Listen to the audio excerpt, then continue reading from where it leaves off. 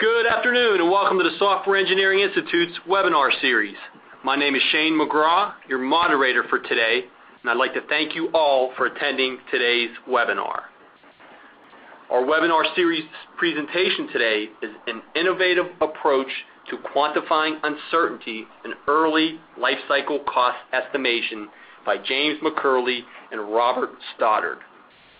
Jim McCurley is a senior member of the technical staff at the SEI, and during his 15 years here, his areas of expertise have included data analysis, statistical modeling, and empirical research methods. Bob Stoddard is a principal member of the technical staff at the SEI. Bob has earned a Bachelor of Science in Business, a Master of Science in Systems Management, and is a certified Motorola Six Sigma Master Black Belt. In addition to today's speakers, the following are contributors to the research as well.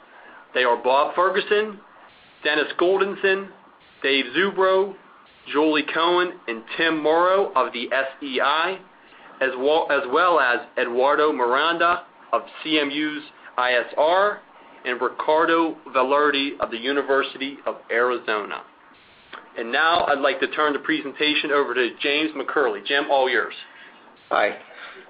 In the world of DoD major defense acquisition systems, we've seen continuing growth in cost, much over budget, and given the current budget climate, we know that we can't sustain this. So this first slide shows how this has grown recently in the last 10 to 12 years. You'll notice that we've gone from 6% over budget in 2000 to, in 2007, 26% over budget.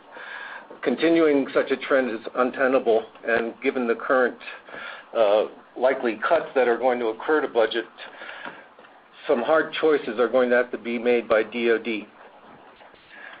Moving on, this is another way of showing how even when they do fund programs and commit funding, they often will fund it at levels that are not sufficient for the full development of the program, and they know that in advance, which is represented by those bars. The quote at the top we particularly like because we think that one of the large factors in unanticipated cost growth is based on the uncertainty of what happens during a program's life cycle. These programs are all very big. We're talking about programs that at least are $250 million in value. The largest one I'm aware of currently is the F-35, and that's running at about $350 billion. So small incremental growth means a lot of dollars. And that uncertainty has also been recognized by many of the leaders and analysts at the DoD, and the quote particularly points out the lack of knowledge and optimistic assumptions about requirements in the technologies that they're planning. And when they're planning it, they're doing the costing.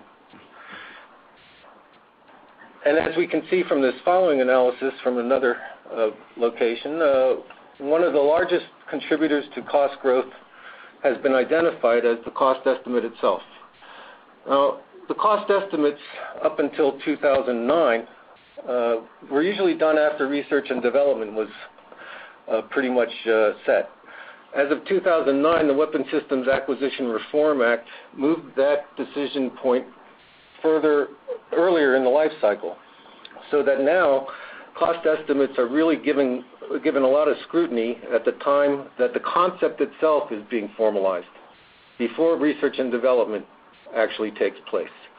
So there's even greater uncertainty at the time those estimates are made, which again will lead to more cost growth.